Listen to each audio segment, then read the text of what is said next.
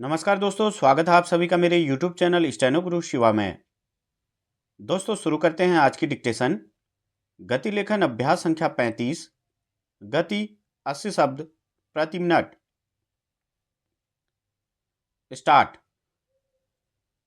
अक्सर यह बात कही जाती है कि हमारी अर्थव्यवस्था सबसे चमकदार अर्थव्यवस्थाओं में एक है, मगर चमकदार अर्थव्यवस्था में किसानों की स्थिति आज भी दयनीय बनी हुई है।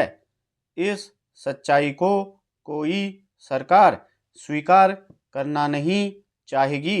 भले ऊंची विकास दर अर्थव्यवस्था की गतिशीलता का पैमाना हो, मगर खाद्य असुरक्षा को लेकर कृषि प्रधान देश की ऐसी दुर्दशा निश्चित ही गंभीर बात है। दूसरी तरफ देश की आबादी 1 अरब 41 करोड़ से ऊपर जा चुकी है।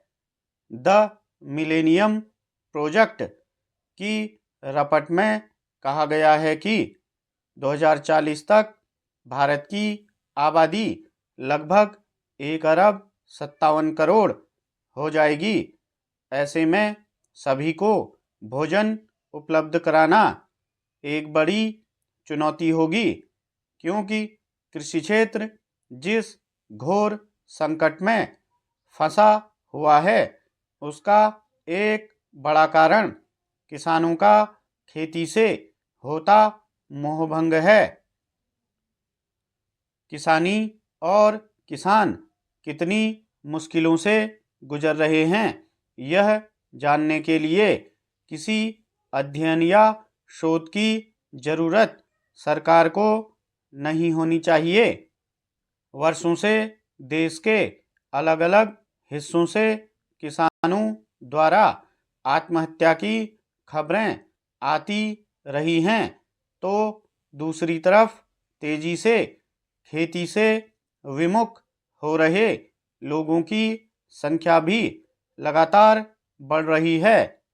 इन हालात में खासकर तब जबकि बेलगाम आबादी के लिए मंडराते खाद्यान्न संकट के मद्देनजर सरकार एक और हरित क्रांति की जरूरत पर जोर दे रही है।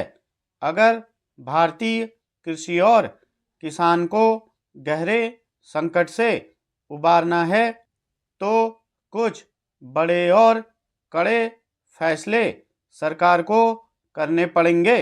भले पिछले दशक में कृषि क्षेत्र के लिए ऋण में चाहे जितना इजाफा किया गया हो, पर आज भी छोटे और सीमांत किसान अपनी जरूरतों की पूर्ति के लिए सेठ साहूकारों की ही मदद लेते हैं।